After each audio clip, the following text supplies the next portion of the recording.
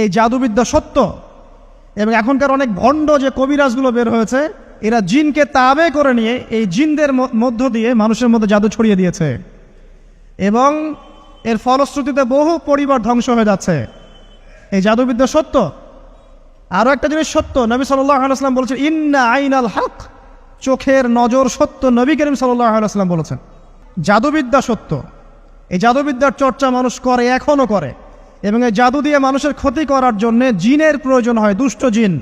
এই জিনগুলোকে মানুষ তাবে করে মানুষের ক্ষতি করার চেষ্টা করে। দেখবেন এখন গ্রামে গঞ্জে শহরে সব জায়গায় ছড়িয়ে পড়েছে না?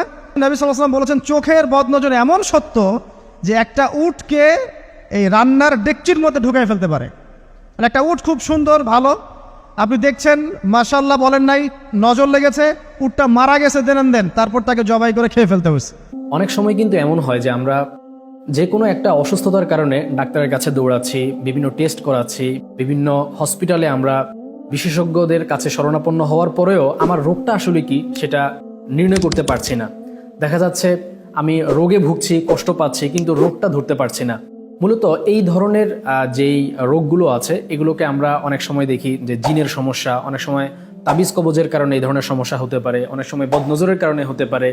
যেই সমস্যাগুলো আসলে জাগতিক যেই চিকিৎসা পদ্ধতি আছে এর মাধ্যমে নির্ণয় করাটা সম্ভব হয় না। কিন্তু এই ধরনের রোগ যে আছে এটা কিন্তু সত্য। একজন মুসলিম হিসেবে আমাদের এইটার উপর ঈমান রাখতে হবে, যেহেতু হাদিসে এসেছে আল আইনু হাক্কুন, বা বদনজর সত্য।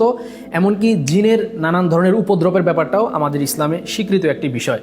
তো এই জাতীয় যেই রোগগুলো আছে এগুলো সম্পর্কে যদি আমরা বিস্তারিত জানতে চাই, বা যারা এই ধরনের অসুস্থতায় আক্রান্ত, এই ধরনের মুসিবতে আমরা যারা আছি, আমরা জানি যে আমাদের জীবনটা কত দুর্বিষহ হয়ে গিয়েছে এই বিষয়গুলোর কারণে, তারা কিন্তু চাইলে ঘরে বসেই এই রোগগুলোকে নির্ণয় করা এবং এই সমস্যাগুলো থেকে কিভাবে আমরা উত্তরণ পেতে পারি সেটাও জেনে নিতে পারি।